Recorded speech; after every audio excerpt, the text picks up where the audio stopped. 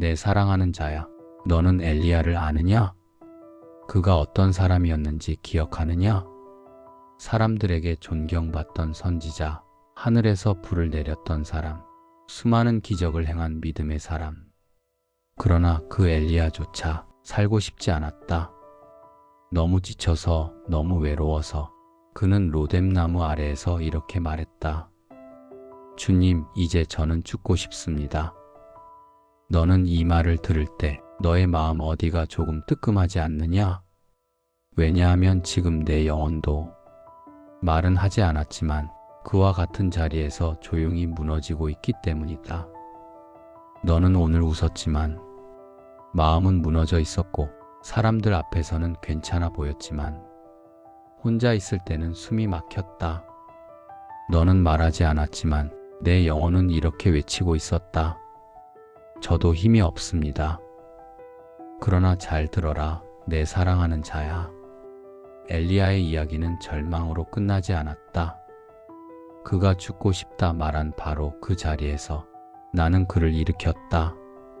나는 큰 기적이 아니라 단 하나의 속삭임으로 그를 살렸다. 지금 이 영상을 끝까지 들으면 너도 알게 될 것이다.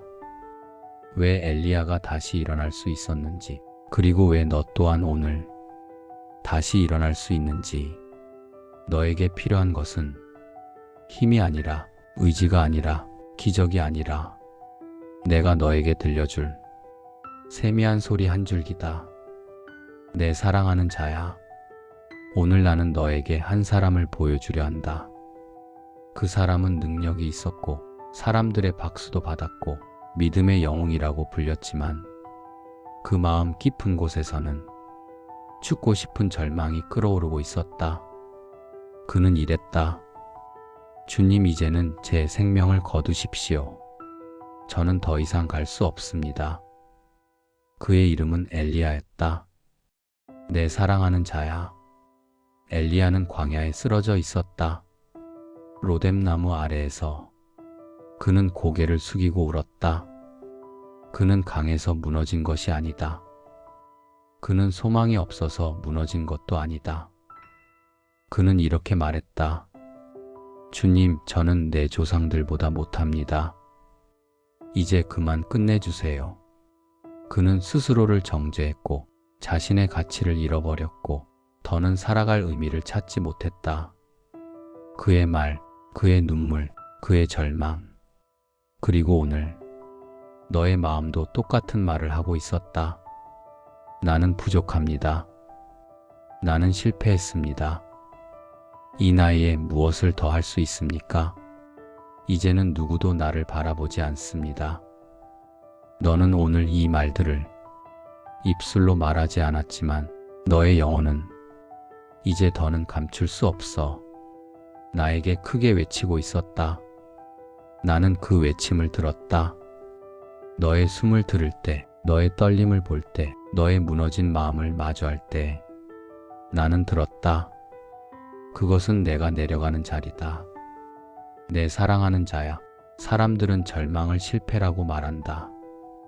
그러나 나는 다르게 말한다. 절망은 내가 너에게 가장 가까이 내려가는 자리다. 너는 지금 너의 인생이 무너졌다고 생각하지만 나는 지금 너의 영혼 가까이 가장 깊이 내려와 있다. 너는 혼자가 아니다. 너는 버려지지 않았다. 너는 늦지 않았다. 너는 끝나지 않았다. 너의 현재 자리, 외로움과 절망이 쌓여있는 그 자리, 바로 그 자리가 내가 너에게 말을 시작하는 자리다. 엘리야는 나를 큰 소리에서 찾았다. 폭풍 속에서, 지진 속에서, 불 속에서 내 음성을 찾았다. 그러나 나는 그 어디에도 없었다.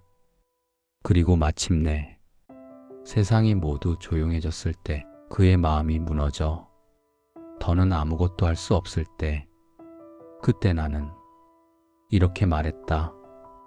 엘리야야. 아주 작은 속삭임, 아무 힘도 없어 보이는 소리. 그러나 그 한마디가 그의 영혼을 일으켰다. 잘 들어라, 내 사랑하는 자야. 나는 큰 기적보다 너의 심장 가까이에서 속삭이는 것을 더 사랑한다. 너는 지금 큰 일이 일어나야만 살 수 있다고 생각한다. 큰 변화가 필요하다고 생각한다. 하루아침에 모든 문제가 해결되길 바란다. 그러나 진짜 회복은 그렇게 오지 않는다. 회복은 속삭임에서 시작된다. 너의 영혼이 잠든 곳에 조용히 스며드는 한마디, 그리고 그 한마디는 오늘 너에게 이렇게 말한다. 내 사랑하는 자야, 너는 아직 끝이 아니다. 나는 너를 잊지 않았다. 너의 내일은 내가 책임진다. 내 사랑하는 자야, 너는 지금까지 이렇게 생각했다.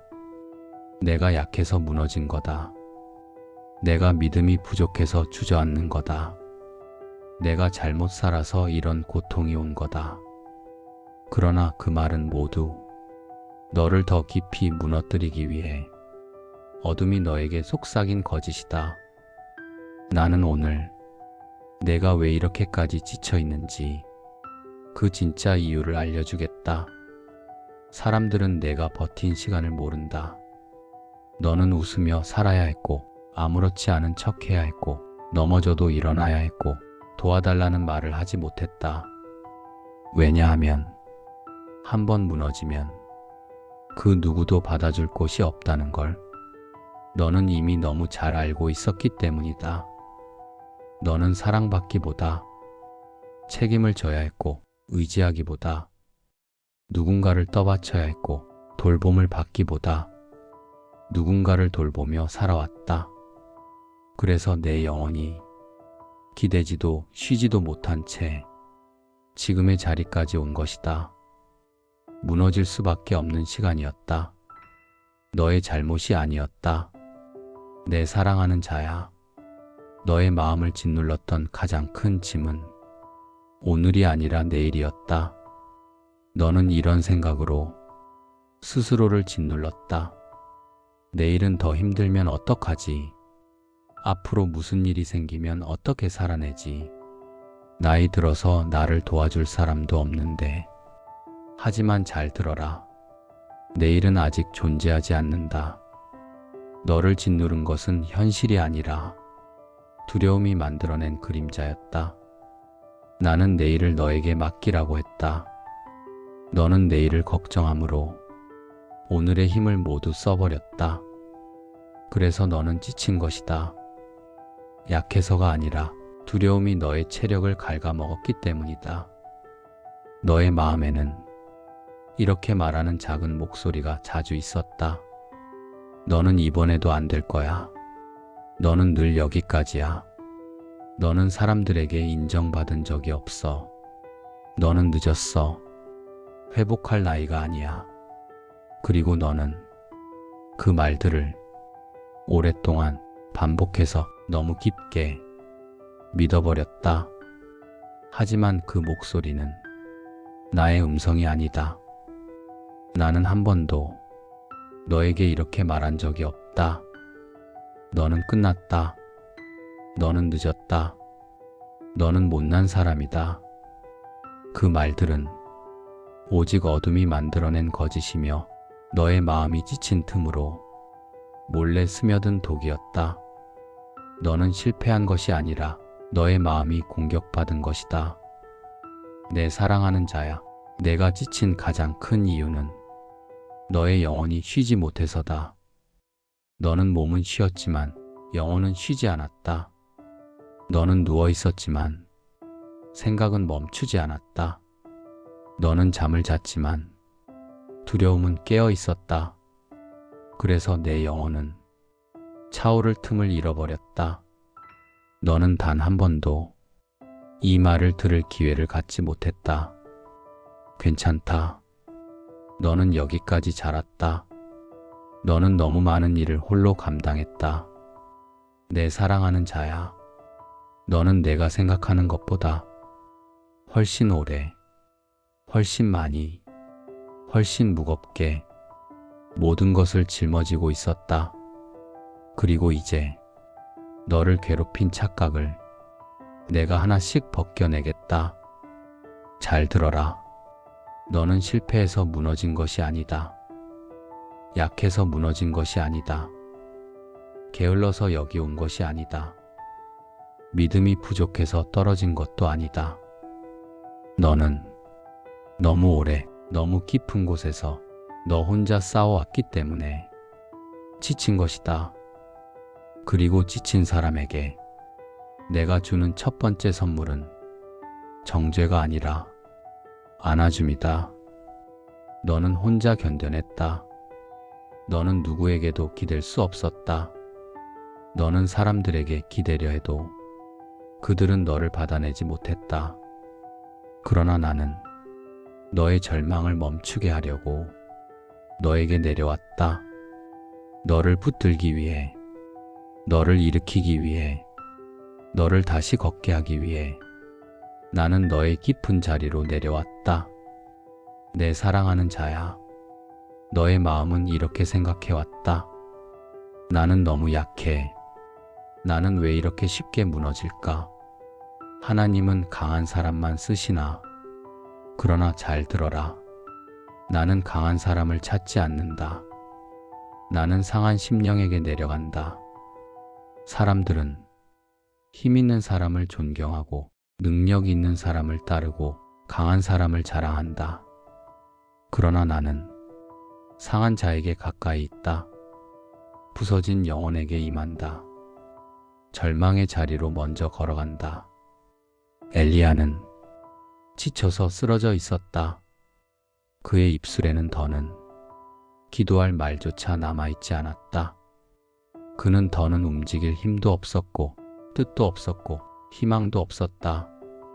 그 순간 나는 그에게 내려갔다. 천사가 그의 어깨에 살며시 손을 얹었다. 광야의 뜨거운 바람 속에서 그 손길은 한 줄기 시냇물처럼 그의 영혼에 스며들었다. 그리고 나는 이렇게 말했다. 일어나라. 번쩍 일어서라는 것이 아니다. 일어나라.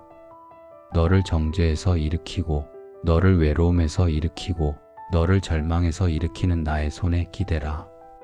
너는 지금 그 자리에서 나에게 안길 준비가 되어 있다.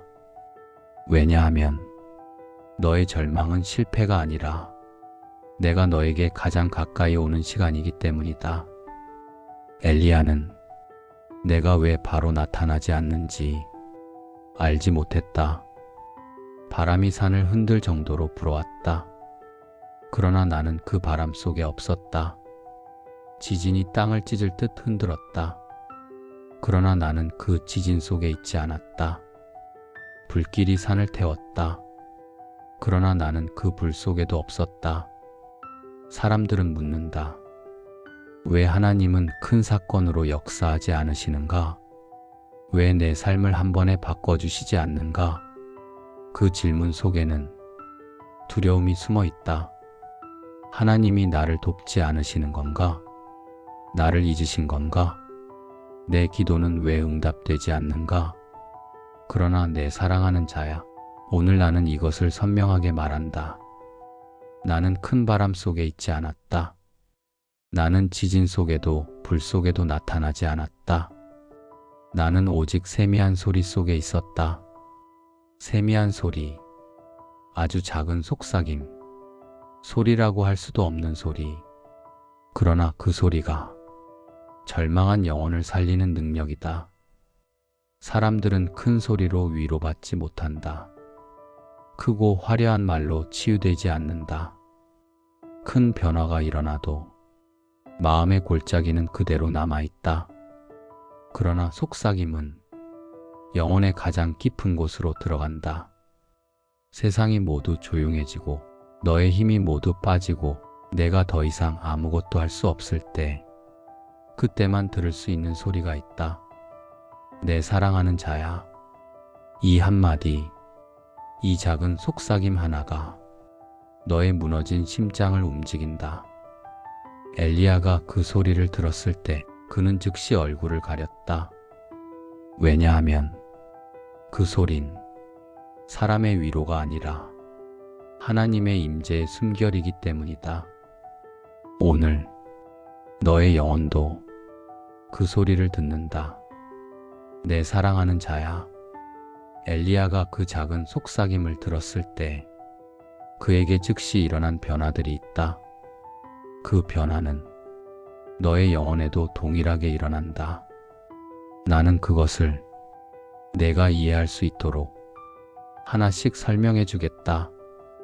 절망 속에 있는 사람의 마음은 늘 복잡하고 혼란스럽다. 나는 왜 이렇게 살았지? 내가 뭘 잘못했지? 이제는 어떻게 해야 하지? 괜찮을까? 망할까?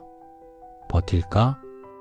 그러나 세미한 소리를 들은 순간 모든 혼란이 사라지고 딱 하나의 진실만 남는다.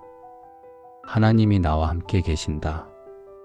그 한 문장이 온 인생의 기준을 뒤흔든다. 사람들의 말, 너의 실패 경험, 내 마음속 두려움, 그 모든 것이 이 한 문장 앞에서 힘을 잃는다. 절망의 가장 깊은 뿌리는 나는 가치 없는 사람이라는 거짓 믿음이다. 너도 오늘 이렇게 말하지 않았느냐? 나는 못난 사람입니다. 나는 늘 실패합니다. 저는 다른 사람들보다 부족해요. 이 나이에 무엇을 할 수 있겠어요? 그러나 세미한 소리는 이렇게 말한다. 내 사랑하는 자야. 너는 나에게 소중하다. 이 한마디는 수십 년의 상처를 뚫고 들어와 너의 자존을 다시 세운다.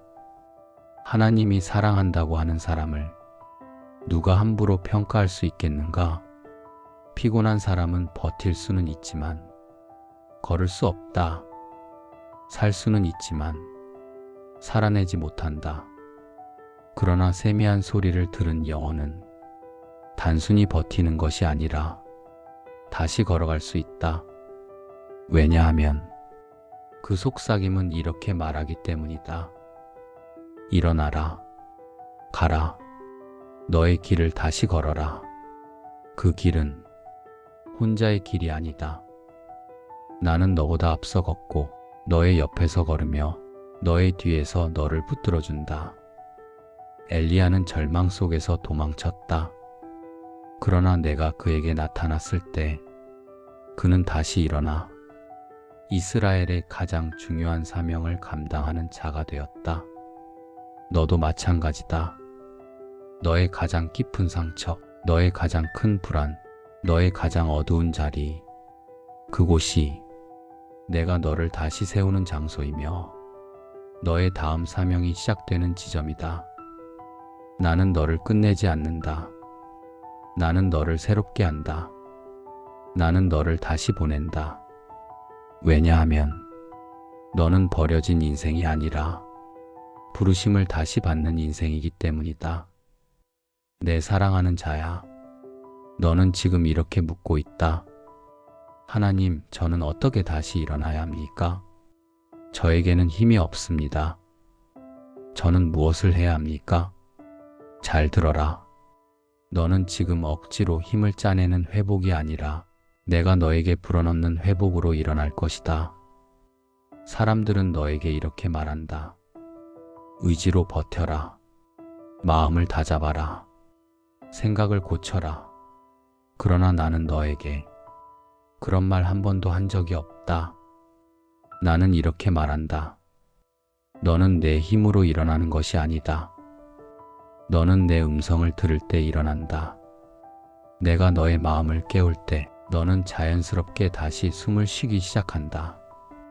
마음이 돌처럼 굳어있던 부분이 풀리고 수십 년간 눌려있던 무게가 가벼워진다.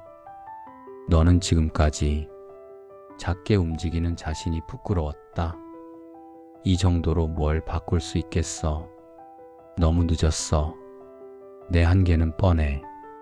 그러나 잘 들어라. 내 왕국에서는 작은 움직임이 가장 강하다. 겨자씨가 산을 움직인다. 한 사람의 결심이 가문을 바꾼다. 한 번의 기도가 세대를 바꾼다.